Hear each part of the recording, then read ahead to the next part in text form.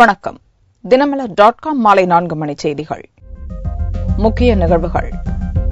இரவு நேர பிரச்சாரம் குறித்து தேர்தல் கமிஷன் விளக்கம். முறைகேடு குறித்து பொதுமக்கள் புகார் தெரிவிக்க பிரவீன்குமார் அழைப்பு. தமிழகத்தில் மனு தாக்கல் நிறைவு. தேர்தல் பிரச்சாரத்தில் அரசியல் கட்சி தலைவர்கள் தீவிரம். முன்னாள் பிரதமர் வாஜ்பாய் வெற்றி பெற்ற லக்னோ தொகுதியில் பாரதிய ஜனதா தலைவர் ராஜ்நாத் சிங் மனு தாக்கல். குஜராத் மாநிலம் காந்தி நகரில் அத்வானி வேட்பு மனு தாக்கலின் போது மோடி பங்கேற்பு. விரிவான செய்திகள். இரவு 10 மணிக்கு மேல் தேர்தல் பிரச்சாரம் கூடாது என்றும் அதற்கு பின்னர் பொதுமக்கள் பாதிப்படையும் வகையில் பிரச்சாரம் செய்தால் சட்டப்பூர்வ நடவடிக்கை எடுக்கப்படும் என்று கூறியுள்ள பிரவீன்குமார், முறைகேடு தொடர்பாக பொதுமக்கள் புகார் தெரிவிக்க அழைப்பு விடுத்துள்ளார். தமிழக தலைமை தேர்தல் அதிகாரி பிரவீன்குமார் சனிக்கிழமையன்று செய்தியாளர்களை சந்தித்தார். இரவு 10 மணிக்கு மேல் ஒலிபெருக்கி பிரச்சாரத்திற்கு தடை விதிக்கப்பட்டுள்ளதாகவும் அதற்கு பின்னர் அமைதியாக பிரச்சாரம் செய்தாலும் வாக்காளர்கள் புகார் தெரிவித்தால் சட்டப்பூர்வ நடவடிக்கை எடுக்கப்படும் என்றும் பிரவீன்குமார் தெரிவித்தார். ஊர்வலம் போட்டு லவுட் ஸ்பீக்கர் வச்சுட்டு மீட்டிங் 10 மணிக்கு மேலே பண்ணக்கூடாது. வீட்டில் போய் பொறுத்தவரைக்கும் எலெக்ஷன் லால ஒன்றும் லால கிடையாது. பொசிஷன் கமிஷன் ஹஸ் நாட் புதுசா ஒன்றும் பர்மிட் பண்ணல. ராத் 10 மணிக்கு போய் வீட்டு போய் கேம்பெயின் பண்ணக்கு அந்த மாதிரி ஒரு புது ஆணை கிடையாது. கமிஷனோட ஜெனரல் லால இதை கவர் ஆகும். நீங்க யாரோ வீட்டில் போயிருக்கீங்க, அவர் சரி வாங்க சொன்னா பரவாயில்லை, பட் அவர் சொன்னா எப்படி வந்திருக்கீங்க, then you can file a case against you. வேட்பாளர் செலவு கணக்கு என்பது புதிய நடைமுறை அல்ல என்றும் ஏற்கனவே அமல்படுத்தப்பட்ட விதிமுறைதான் என்றும் முதல்வர் ஜெயலலிதாவின் குற்றச்சாட்டுக்கு பிரவீன்குமார் விளக்கம் அளித்தார். எவ்ரி கேண்டிடேட் ஒரு லிமிட் இருக்கு. இப்போ 70 lakhs கேண்டிடேட் சார்பா யாரோ செலவு பண்ண, அப்போ ஒரு கேண்டிடேட் இருக்காங்க, நீங்க கேம்பெயின் பண்ணீங்க, உங்க சொந்த படம் கேம்பெயின் பண்ணீங்க, அதோ கேண்டிடேட் கணக்குல போகும். Third person campaigning also candidate கணக்குல போகும். ஒரே எக்ஸம்ஷன் இருக்கு, party general campaign by party which is only for the party not for the candidate. அதை மட்டும் சரி கணக்குல எடுக்காமல் பார்ட்டி கணக்குல எடுக்கலாம். துப்பாக்கி உரிமம் பெற்றவர்களிடமிருந்து தேர்தல் விதிமுறை காரணமாக 20,726 துப்பாக்கிகள் வாங்கி வைக்கப்பட்டுள்ளதாக கூறிய பிரவீன்குமார் இதுவரை பறக்கும் படையினர் பறிமுதல் செய்த விவரங்களையும் பட்டியலிட்டார். ஆம் டிபாசிட்டட் இப்போ இருக்கு இதுவரை 20,726 arms have been deposited, taken. 13,000 பேர் மேல தமிழ்நாட்டில் யார் த்ரெட் இருக்கலாம் எலெக்ஷன் டைம்ல அந்த மாதிரி ஐடென்டிஃபை பேருக்கு அதை பாண்ட் பண்ணிருக்காங்க. 14,395 14,395 check post operational for election purpose இருக்கு. கேஷ் 16.39 lakhs crores, நான் கேஷ் 16.39. அங்கீகரிக்கப்பட்ட மற்றும் சுயேட்சை வேட்பாளர்களுக்கு சின்னங்கள் ஒதுக்கீடு செய்வது குறித்தும் அவர் விளக்கம் அளித்தார். 3 சிம்பல் கொடுக்கணும் நாமினேஷன். இந்த 3 சிம்பல் பிரெஃபரன்ஸோடு வேணும். அந்த 3 சிம்பல் வரும்போது என்ன, ஃபர்ஸ்ட் ரெகனைஸ் பார்ட்டிக்கு சிம்பல் கொடுப்பாங்க, அப்புறம் ரெஜிஸ்டர்ட் பார்ட்டி பார்ப்பாங்க. ஆனா 2 பேராத சிம்பல் கேட்கறாங்க, அப்புறம் லாட்டரி போர்டு ஒருத்தரை கொடுப்பாங்க, ரெண்டாவது சிம்பல், அப்புறம் செகண்ட் ப்ரிஃபரன்ஸ், அப்புறம் தேர்ட் ப்ரிஃபரன்ஸ். ரிஜிஸ்டர்ட் பார்ட்டி முடிஞ்சப்போ அதே மாதிரி இண்டிபெண்டன்ட் பண்ணுவாங்க. பல்வேறு விதிமுறைகளை அமல்படுத்தி விழிப்புணர்வுகளை ஏற்படுத்தி வந்தாலும் பொதுமக்களும் முறைகேடு குறித்து தேர்தல் கமிஷனிடம் புகார் அளிக்க முன்வர வேண்டும் என்றும் பிரவீன்குமார் கேட்டுக் கொண்டார்.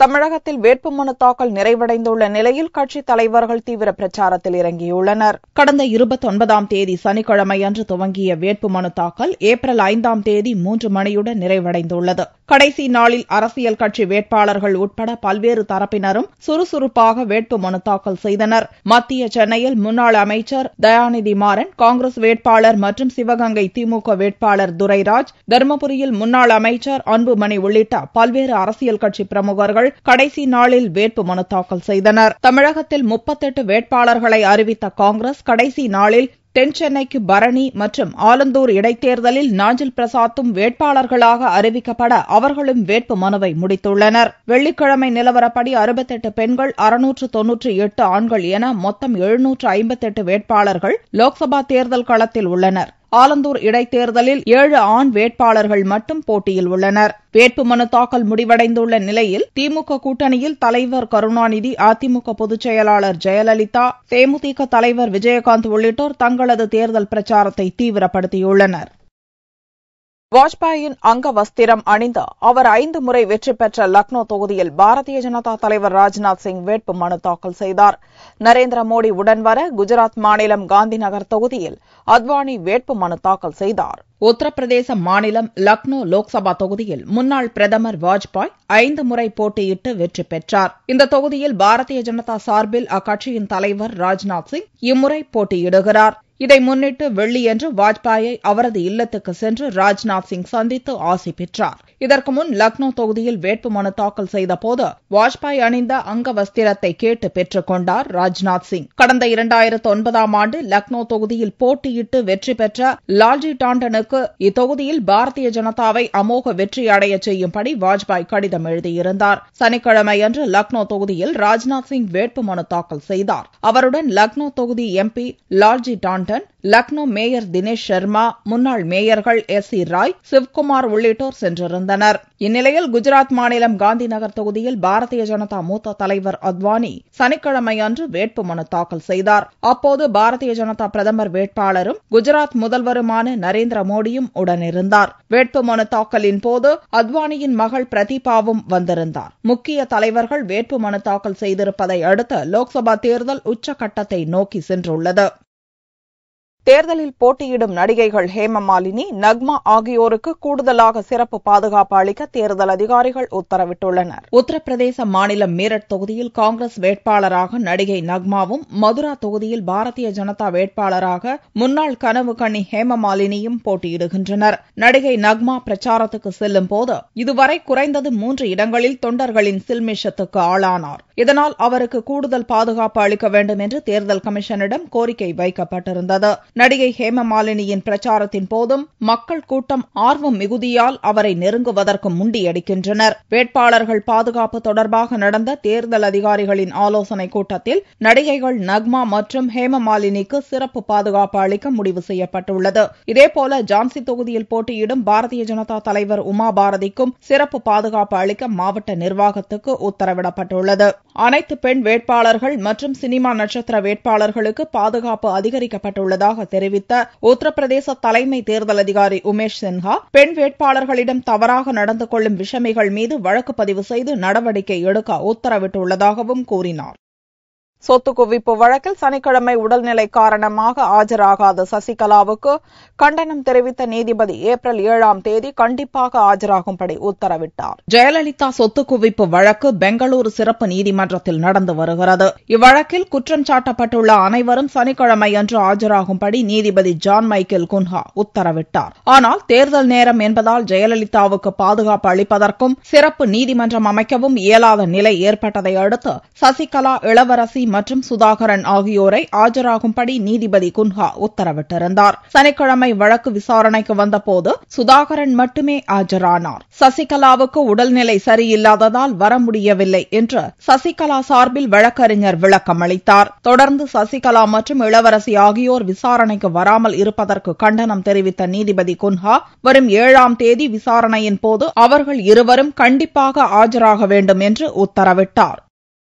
திருச்சியில் முதல்வர் ஜெயலலிதாவின் பிரச்சார மைதானத்தில் அனுமதியின்றி வெட்டப்பட்ட மரங்களுக்கு அபராதம் வசூலிக்க ரயில்வே நிர்வாகம் முடிவு செய்துள்ளது. சென்னையிலிருந்து திருச்சிக்கு ஜெயலலிதா பயணிக்கும் ஹெலிகாப்டர் இறங்குவதற்கு வசதியாக பிரச்சார கூட்டத்தின் மேடைக்கு பின்புறம் ஹெலிபேட் அமைக்கப்பட்டுள்ளது.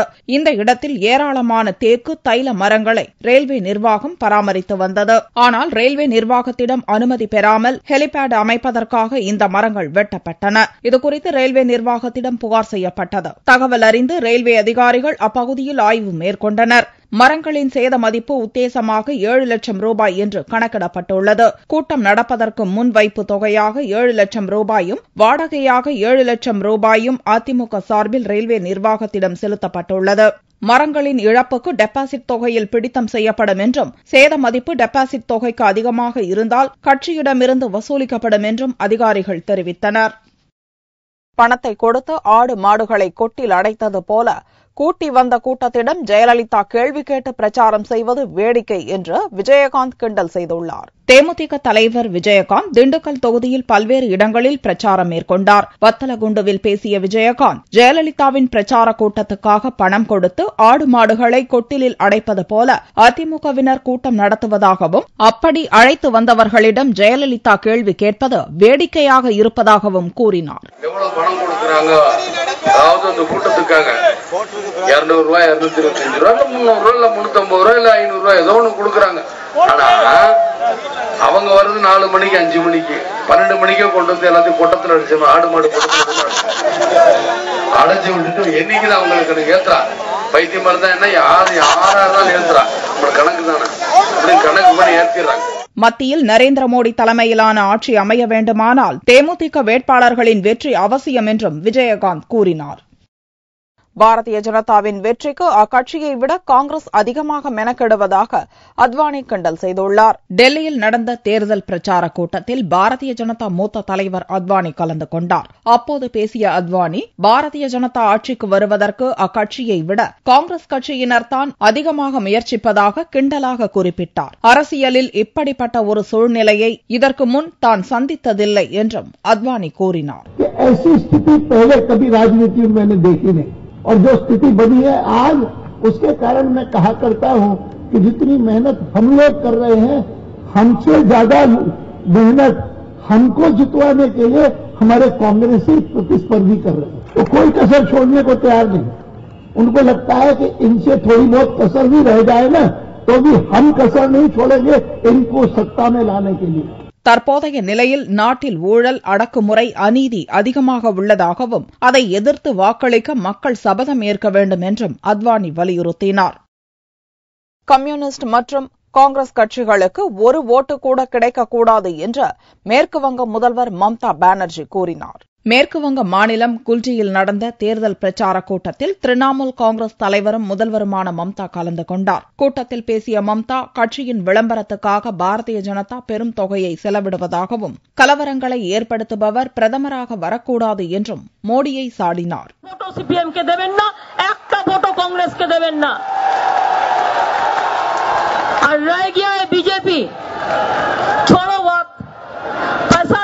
पब्लिसिटी हो रहा है, बीजेपी प्राइम मिनिस्टर बनेगा, जो दंगा करते हैं वो प्राइम मिनिस्टर कभी नहीं बनते हैं. மேற்கு வங்க மாநிலத்தில் திரிணாமுல் காங்கிரஸ், இடதுசாரிகள், காங்கிரஸ் மற்றும் பாரதிய ஜனதா இடையே 4 முனை போட்டி நிலவுகிறது. தங்கத்தின் விலையில் சனிக்கிழமை அன்று சவரனுக்கு 8 ரூபாய் அதிகரித்திருந்தது. ஒரு சவரன் தங்கம் 21,864 ரூபாய்க்கு விற்பனையானது. 1 கிராம் ஆபரண தங்கம் 2,733 ரூபாயாக இருந்தது. வெள்ளி கிராமுக்கு 10 காசுகள் குறைந்து 1 கிராம் 46 ரூபாய் 30 காசுகளுக்கு விற்பனையானது. பார்வெள்ளியின் விலை 43,230 ரூபாயாக இருந்தது.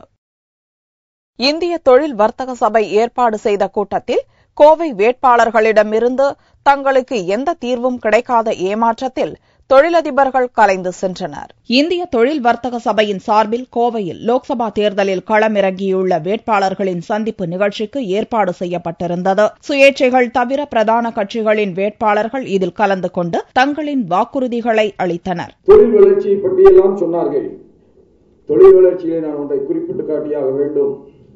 10 பேரை வைத்து வேலை வாங்கிக் கொண்டிருந்தவர்கள் இன்றைக்கு வேலைக்கு சென்று கொண்டிருக்கின்ற நிலை இருக்கிறது. இது தொழில் வளர்ச்சி அல்ல. சிறு தொழில்கள், குறுந்தொழில்கள் மிகப்பெரிய வளர்ச்சியை பெற வேண்டும் என்று சொன்னால் அவை நவீனமயமாக்கப்பட வேண்டும். அவை உற்பத்தி செய்கின்ற பொருட்களுடைய தரம் சர்வதேச தரத்திற்கு உயர்த்தப்பட வேண்டும். அப்படி உயர்த்தப்பட வேண்டும் என்று சொன்னால் வங்கிகள் மிக எளிதாக கடனை வழங்குவதோடு தவணை காலத்தை அவர்கள் வெறும் 7 ஆண்டுகள் என்று ஏதோ ஒரு காலத்திலே வைத்ததே இன்றைக்கும் வைத்துக் கொண்டிருக்கக்கூடாது. தொழிலாளர்கள் கார்டு வைத்துக் கொண்டிருக்கக்கூடிய அத்தனை பேருக்கும் அந்த இஎஸ்ஐ கார்டு ஹோல்டர்ஸ்க்கு 20% இடஒதுக்கீடோடு கூடிய ஒரு மருத்துவக் கல்லூரியை நான் இந்த கோவை நகரத்திற்குள்ளே கொண்டு வந்திருக்கிறேன் என்று நான் குறிப்பிட விரும்புகிறேன். இந்த முறை பிரதான கட்சி வேட்பாளர்கள் வரிசையில் ஆம் ஆத்மியும் இடம்பெற்றது. தாமதமாக வந்த திமுக வேட்பாளர் கணேஷ்குமார் ரத்தின சுருக்கமாக 18 வினாடிகளில் பேசி முடித்தார். எல்லா திட்டங்களும் திராவிட முன்னேற்ற கழக காலத்தில் ஆரம்பிக்கப்பட்டு நடைபெற்ற திட்டங்கள் தான். தொழில்துறைகள் நீங்க பாத்தீங்கன்னா சென்னையிலும் சரி கோவையிலும் சரி எல்லாமே Dravida Munnetra Honda company board எல்லாமே நாங்க கொண்டு வந்ததுதான். என்ன ஆட்சி மாற்றங்கள் ஏற்படும் போது தடைப்பட்டு அப்படி நிற்குது. நீங்க சொல்லியிருக்க அனைத்து என்னால் முடிந்ததை நிறைவேற்றி தருவேன் என்று உறுதிமொழி நான் எனக்கு வாய்ப்பு கொடுக்கிறேனால் நான் ஒரு 2 நாள் சந்திப்பேன். திமுக வேட்பாளர் நாகராஜன் தனது பேச்சில் ஓயாமல் அம்மாவின் புகழ் பாடி முடித்தார். வேட்பாளராக அறிவிக்கப்பட்டிருக்கும் என்னை நாடாளுமன்ற உறுப்பினராக தேர்ந்தெடுக்கும் நிச்சயமாக மாண்புமிகு இதயம் புரட்சித்தலைவர் அவர்களிடத்திலே எடுத்து அவர்களுடைய கவனத்துக்கு கொண்டு சென்று இந்த ரயில் நிலையங்கள் மேம்படுத்தப்படுவதுடன் இந்த கோவை மாநகரம் ஒரு தொழில் நகரமாக விரைவு பெறுவதற்கு ரயில்கள் எந்த அளவுக்கு அவசியம் என்பது எங்களை விட உங்களுக்கு நன்கு தெரியும். அந்த வகையிலே கோவை மக்களின் நீண்ட நாள் கோரிக்கை ஆன பல ரயில்கள் நமது கோவை ரயில் நிலையத்திற்கு வருவதில்லை. சில ரயில்கள் வந்தாலும் நின்று செல்வதில்லை. மாண்புமிகு இதயம் புரட்சித் தலைவர் அவர்கள் அந்த நிலை மாறி தற்போது தமிழக மக்கள் மட்டுமல்ல உலக அரங்கிலேயே உலக தமிழர்கள் எல்லாம் மாண்புமிகு இதயம் புரட்சித் தலைவர் அம்மா அவர்கள் டெல்லியிலே அமர வேண்டும், ஒரு இந்தியா ஒரு வல்லரசு நாடாக வேண்டும். தங்களின் பிரச்சினைக்கு வேட்பாளர்களின் உத்தரவாதமான வாக்குறுதிகள் மூலம் தீர்வு கிடைக்கும் என்று எதிர்பார்த்து வந்த தொழில் முனைவோர் எதுவும் பிடிபடாமல் ஏமாற்றத்துடன் கலைந்து சென்றனர். மீண்டும் செய்திகள் இந்திய நேரப்படி இரவு 8 மணிக்கு. வணக்கம்.